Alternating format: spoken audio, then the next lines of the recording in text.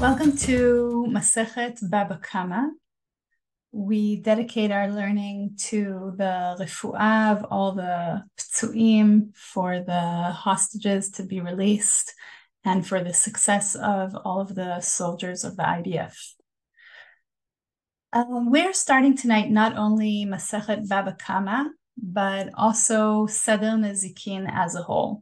Seder Nezikin has 10 tractates, and these 10 tractates deal with both civil law and with criminal law. In the past, the first 3 tractates of this Masechet, of Seder Nezikin, Bava Kamma, Bava Metzia, and Bava Batra, were actually all part of one very, very large tractate, which was itself called Nezikin. And because it was so big, so unwieldy, and also dealt with very different topics, it was divided into 3 different sections, or gates. The name Bava means a gate. So as a whole, all of this tractate Nezikin deals with civil law, Dinei Mamonot, but there's a different emphasis in each one of these tractates. So Bava Kamma deals primarily with damages and compensation for damages. Bava Metzia, the middle gate, deals with contracts and with labor law, the relationship between workers and employers. And Bava Batra deals primarily with the laws of kinyan, the laws of property, and the laws of inheritance of property. So we can see that the Seder Nezikin as a whole begins with these 3 different themes that are all 3 important branches of civil law. However, later Masechtot, like Sanhedrin, like Horayot, like Avodah Zarah, Makot, Eduyot, all of these tractates deal with very different themes and have a more institutional perspective. So if the first 3 Masechtot, which deal with civil law, are actually all regulating and ordering the relationships between one person and another person, the later Masechtot, starting with Sanhedrin, are dealing with the institutions of law and with criminal law. So Sanhedrin deals with the questions of adjudication and testimony, and how the different institutions of law work. And it also deals with criminal law and with the death penalty. And Masechet Makot, which was originally part of Masechet Sanhedrin and later separated into 2 Masechtot, also deals with criminal law and with various deeds for which the punishment is lashes. The word makot means malkot, lashes. And so it deals with corporal punishment, which is a very severe punishment. Similarly, Masechet Horayot deals also with questions that are at the institutional level, because it primarily deals with cases in which the Sanhedrin could make a mistake. So Jewish law, from its earliest stages, acknowledges that the justices can make mistakes, which is not true for all systems of ancient law. So it recognizes that the people who are creating law and who are adjudicating are human beings, and they can make mistakes. And therefore, we need to discuss what happens in the case where we discover that actually the court made a mistake. And Avodah Zarah, we can also say that it's related to this more institutional perspective in a way, because it deals with the relationships between individual Jews and non-Jews, but it's asking a broader question about how Jews function in a broader non-Jewish society. So throughout Seder Nezikin, we can see a transition from civil law to questions that have more institutional and broader significance, and are sort of a funnel shifting from questions of how one deals with one's neighbor or someone that you know that you've created damage to much broader institutional questions. Let's focus now on Masechet Bava Kamma. Masechet Bava Kamma recognizes that no matter how hard people try to be good people and to observe natural morality as well as Torah law, there's always going to be fractures in the world. There's always going to be cases where one person causes damage to another person. And so Masechet Bava Kamma recognizes that, acknowledges that. It doesn't try to create a world in which there will be no damages, but rather it acknowledges that there will be damages, and it discusses what should be the boundaries of a person's responsibility. If a person caused damages, nezek, to another person or to the property of another person, what is my responsibility?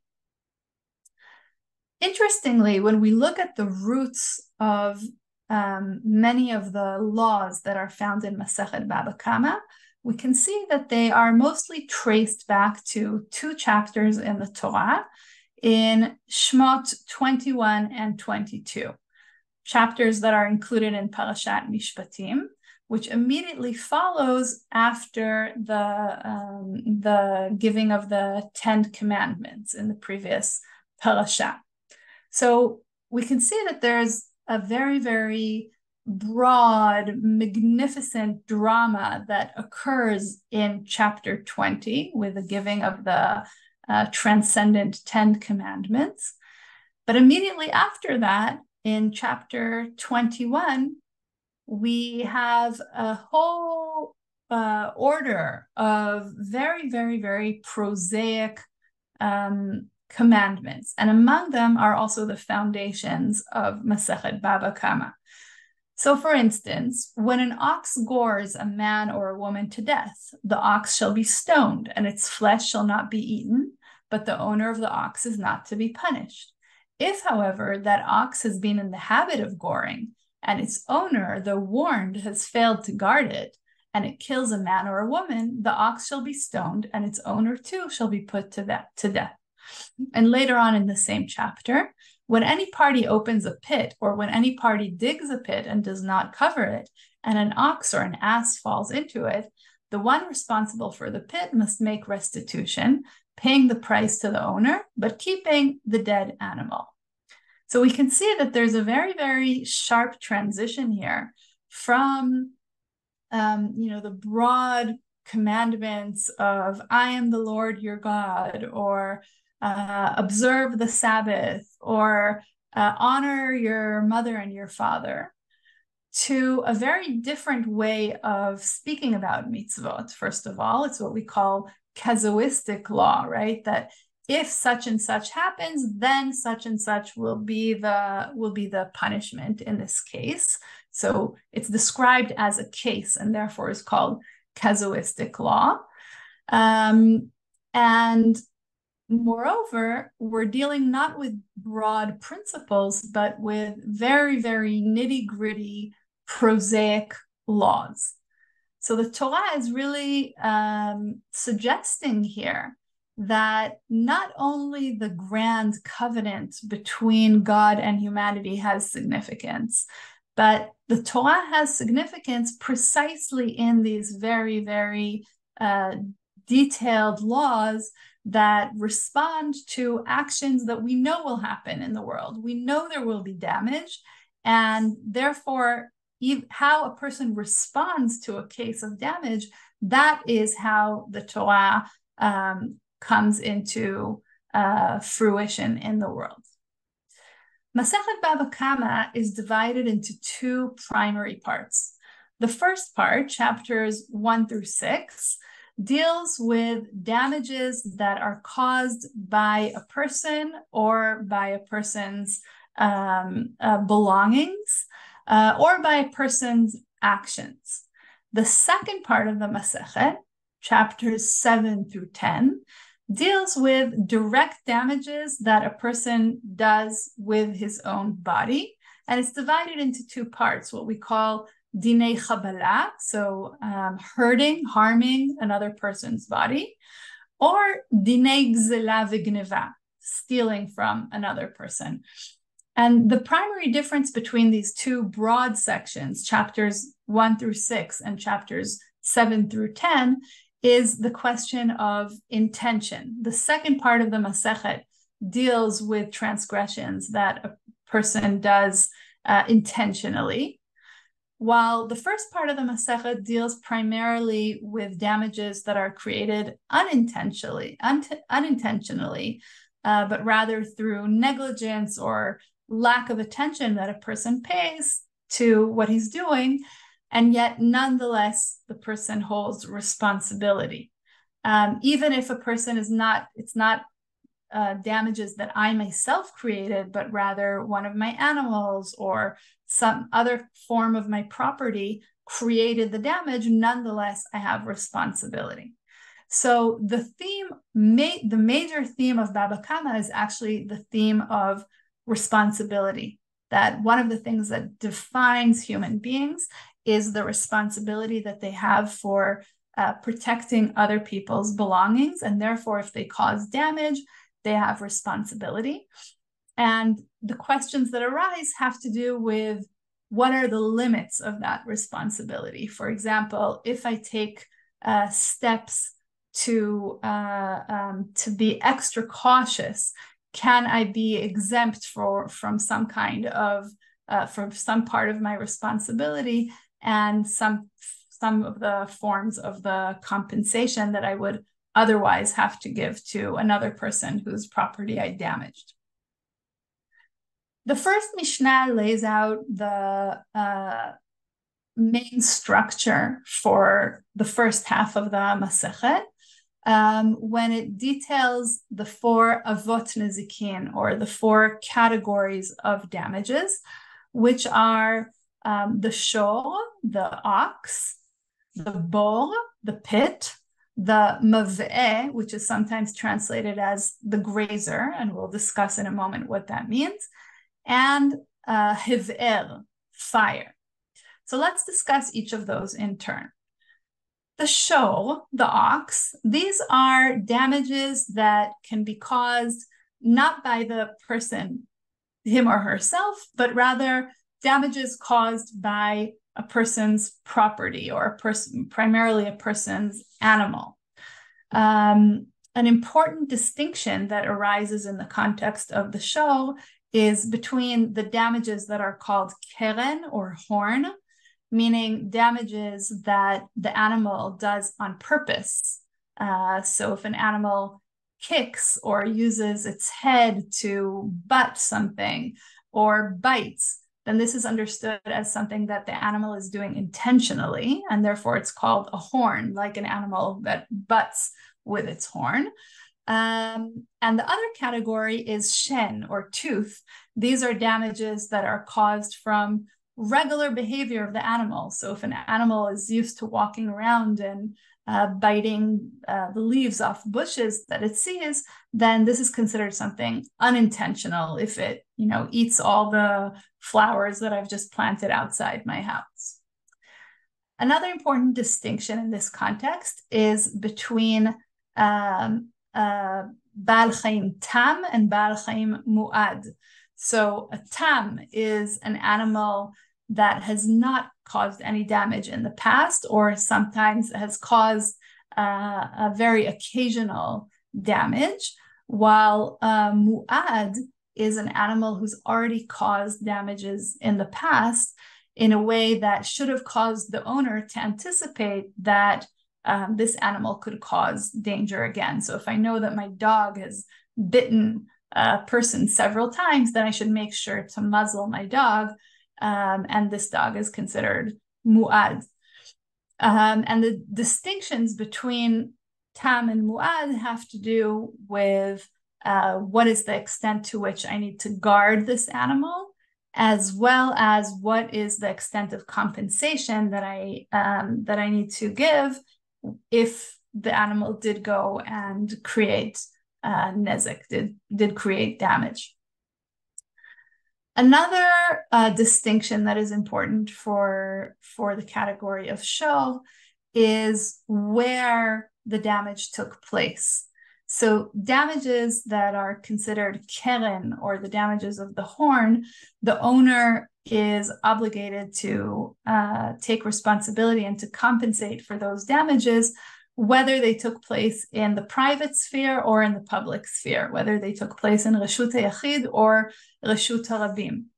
While damages that are considered damages of shen, so damages that the animal just does naturally as part of its natural behavior, in those cases, the owner will only be obligated to compensate if the damage took place in the private sphere of the nizak, of the person who was damaged. So for instance, if I laid out my wares to sell them and to display them in Reshut HaRabim, in the public sphere, and then someone else's animal came and trampled my objects that I put in Reshut HaRabim, then the owner of that animal will not be obligated to compensate me because I shouldn't have put my wares in the public sphere. So that all has to do with the first category, which is the category of shol, the ox. The second category is the category of bo, or a pit, which refers to damages that are caused when a person creates some kind of hazard and another person is harmed by that hazard. So if we take the example of a pit, if I'm digging a pit in Reshut HaRabim, or maybe in the private sphere, there could be many good reasons why I need to dig this pit, right? Maybe I'm digging it for an irrigation ditch, or maybe I'm digging it in order to create a water cistern to collect water. But nonetheless, someone might fall into the pit that I'm digging. And therefore, I have a responsibility to think ahead and to think about the damage that could occur. And therefore, I have responsibility if someone was damaged, and I will have to compensate that person. So we talked about shol and we talked about bo. The third category is mav'eh, what is sometimes translated as grazer. And it's clear that already the Amoraim weren't completely sure what this category meant, because right at the beginning of the Masechet, we find a dispute between Rav and Shmuel about what is actually the category of mav'eh, and they go in two very different directions. So Shmuel says that mav'eh is actually similar to shen, meaning an animal who is just eating in a natural way. And that's distinct from the category of shol, because the category of shol is primarily focused on when an animal causes intentional damages. By contrast, Rav says, no, the whole category of shol includes keren, it includes shen. Mav'eh is something completely different. Mav'eh refers to a person. A person has a category of damages in and of him or herself. And as we'll see, there's an important principle that repeats itself throughout the Masechet, that Adam mu'ad le'olam, meaning a person is always has a high level of responsibility, because a person is self-aware and therefore has much broader responsibility for his or her actions, and should be able to anticipate what will happen even if a person is asleep or in other states. In any case, a person should anticipate what can happen as a result of his or her actions, and therefore has much broader responsibility than animals or inanimate objects.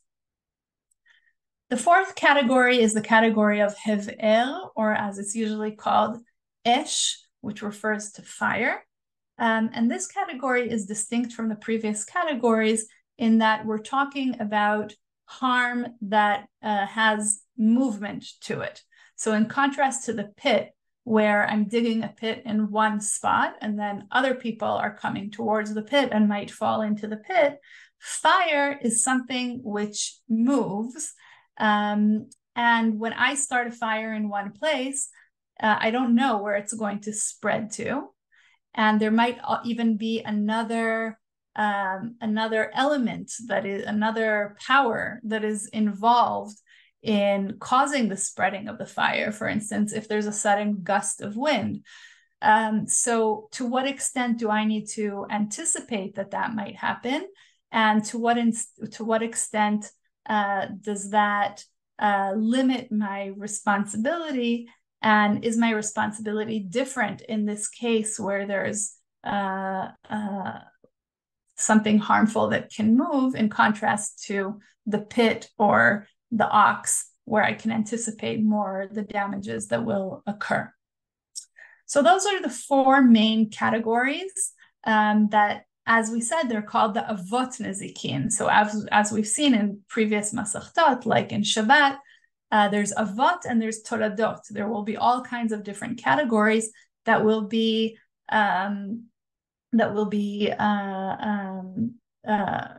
drawn from these major four categories. But these are the four major categories that direct the first half and the major part of the Masechet. The second part of the Masechet deals with damages that the person themselves cause to another person or to the assets of another person. And we'll see two main parts in the second half of the Masechet. The first part deals with hachovel b'chavero, so someone who physically harms another person. And the Masechet will deal extensively with different kinds of compensation. So there are 5 different kinds of compensation: nezek, tsa'ar, boshet, ripui, and shevet. So the first one is nezek, damages. And how do we assess what should be the compensation under this category? Well, what we do is we assess the value of a person, the monetary worth of a person, and we won't go into that issue of how can we assess the monetary worth of a person. There's a whole Masechet that's dedicated to this subject. But for instance, if a person was a slave, how much was this slave worth before he lost his arm, and how much is he worth after he lost his arm? So that's something that we can assess and give a number, and that is the compensation for nezek. The second compensation is sa'al, so pain or suffering, and this is assessed by figuring out how much a person would be willing to be paid in order to endure this specific suffering. The third type of compensation is boshet, or shame. And this is the most subjective kind of compensation, because as we'll see, there's a principle, hakol lefi hamevayesh ve'amitbayesh. Everything goes according to the one who was embarrassed and the one who embarrassed him. So for instance, the shame of a woman who was raped is different from the shame that you have if you have some kind of physical disfiguration. But obviously this is very, very subjective and has to do with the circumstances and what was your situation before the damage and after the damage. So that's the most subjective category. The fourth kind of compensation is ripui, healing, which basically is straightforward and deals with how much do I have to pay the doctor or the hospital in order to be healed from this specific harm. And the fifth category of compensation is shevet, so the compensation for how long a person needs to sit at home and can't work. So that is the fifth kind of compensation. Beyond these different forms of compensation, there's also a duty of the thief to return what he took. And this restitution has to go back to the time of the item that was stolen. So for instance, if a person stole a bottle of wine and the wine spoiled and became vinegar now, then you don't return the same bottle, which now has vinegar inside, but rather you have to return wine, the same wine, just as what you originally stole. And similarly, if a person stole something and improved it, so let's say I stole wood and I turned it into beautiful objects, beautiful dishes, I don't return the dishes, but rather I return the wood. So I have to find wood similar to the wood that I stole and return that wood, but I can enjoy the dishes that I'm now selling and benefiting from. So this last part of the Masechet deals with these laws of restitution. There are various laws that have to do with what happens if I cannot return the gzela to the original owners. I have to return it to the inheritors, and what happens if I can't return it in the same way to the inheritors. So all of these questions have to do with a broader question of restitution. So the second half of the tractate, if we summarize it, deals first with compensation and second with restitution. So if we go back to the verses from the Torah that we discussed, after having seen this survey of the Masechet, we can see even more the gap between the grand ideals of the 10 Commandments of Anochi Hashem Elohecha, I am the Lord your God, Lo yu lecha Elohim acherim al panai, you shall not have any other gods beyond me, and the details of what it means to live a life of Torah. So we saw that gap already in the Torah itself, that it goes from this very grand covenant between God and man to the details of casuistic law, what happens if you had an ox who gored another ox, etc. But the Masechet, in the typical way of rabbinic halacha, goes much more into the details and the nitty-gritty and the black letter law. And by doing so, it emphasizes that the Torah is not only about the transcendent ideals and the high emotional moments of the festivals that we discussed in Seder Moed, or the highs of family life that are discussed in Seder Nashim, but the Torah is actually manifest in the regulation of everyday life, of acknowledging that in any human society, there will always be stealing, there will always be damages, whether they occur on purpose or they occur inadvertently. But the Torah is sending a loud and clear message that life after the grand revelation of the 10 Commandments and life according to the Torah and in light of the Torah is a life in which some people fall, some people cause damages to others, and nonetheless, even for these moments, and perhaps especially for these moments, the Torah has much to say. So from here, we'll continue into Masechet Bava Kamma. May we only hear Besorot Tovot, Yeshuot, V'Nechamot.